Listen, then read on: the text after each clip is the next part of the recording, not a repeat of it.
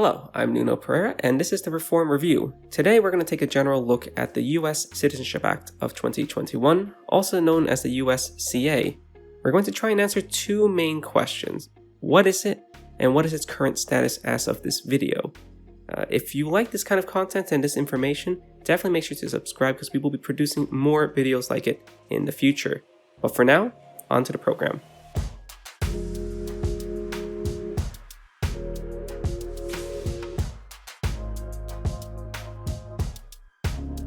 To start, let's take a look at where the act actually came from. Back on the first day of his presidency, President Joe Biden introduced a proposal to Congress. So this was on January 20th of 2021. This proposal outlined his ideas of a comprehensive immigration reform that would create a more just and humane immigration system. Now, it's important to first take a look at this proposal because it does provide us the insight of why the act is the way it is. The proposal included three main areas of reform. So the first piece involved providing pathways to citizenship for different groups of immigrants in the country, as well as strengthening labor protections for immigrant workers. Equally important, there's the second piece, which involves prioritizing what they call smart border controls. What this means is that the use of technology to change the way that we monitor the southern border. And lastly, the proposal sought to address the root causes of migration to reduce the number of immigrants who feel pressure to leave their home countries. Now, this was a great proposal for the time, and it got the attention it deserved from the media, as well as praise from the immigrant community and activists. Now, the issue came days and weeks following the initial introduction of this proposal, where there wasn't much legislative action. This was also understandable because we're still living through a COVID crisis, which Congress is actively trying to address. What brings us to the floor now is the opportunity to crush the virus. As well as there was the ongoing impeachment trials of former President Donald J. Trump during that time, which took quite a bit of resources and time away from the rest of legislation.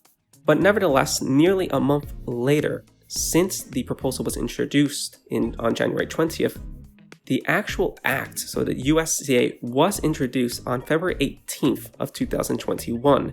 This was by US Representative Linda Sanchez, who is a Democrat from California. She introduced it into the House of Representatives. Now, the Senate bill, so the version that needs to accompany the House bill, was also drafted. However, it was not formally submitted as of the point of this recording. This was done by US Senator Bob Menendez, who is also a Democrat, but from New Jersey. And this is a very important point that needs to be highlighted in this video, is the partisan nature of the USCA. As of the time of this recording, there is no Republican support for this comprehensive reform.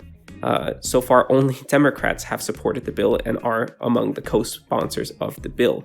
Why is this bill so partisan is a very good question, but it seems because of the general partisan time we're living in and how politicized immigration has gotten over the years, especially after the Trump administration.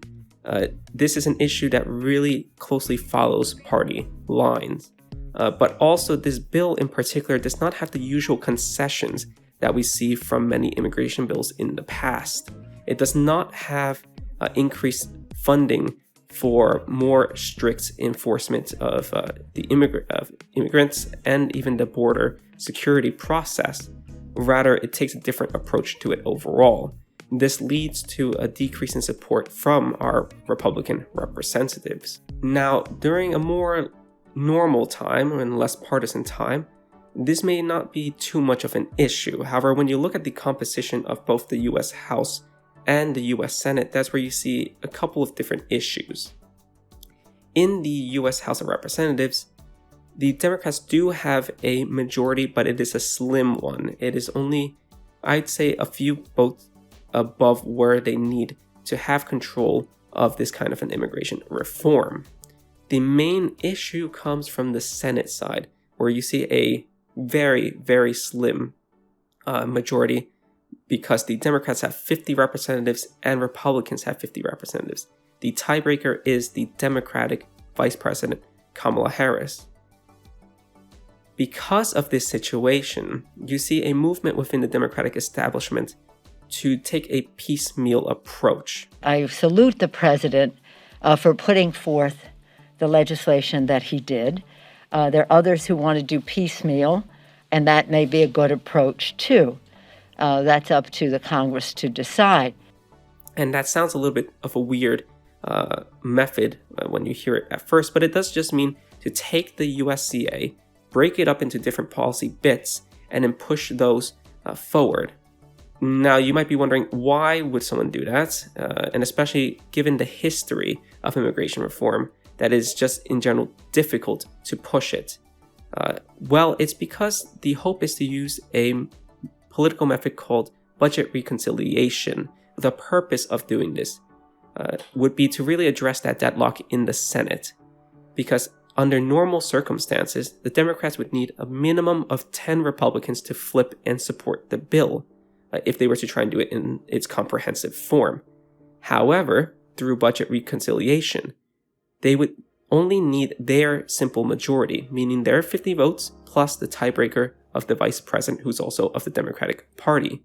And this is why you see such a leaning towards this piecemeal approach, and why you've also seen the DREAM Act, for example, be reintroduced in a more bipartisan way from Democratic Senator Dick Durbin of Illinois and Senator Lindsey Graham, a Republican from South Carolina.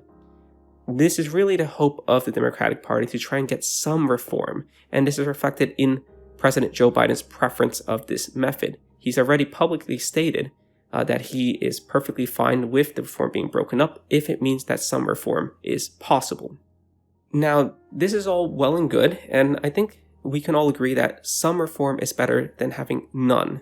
But it is also to caution that the point of comprehensive immigration reform is to help all immigrants, not just certain portions. We saw this issue when it came to the DACA and DAPA arguments in the past, where DACA was rather successful because it targeted a population that really did connect with the general American citizen, right? It's about young people who want a chance and should not be held responsible for the actions of their parents. However, because of the narrative that was used to support DACA, when it came time for DAPA, which was to help the parents of American citizens, the parents being undocumented and their children being American citizens, that same narrative that was used to help DACA to push forward was used to the detriment of DAPA.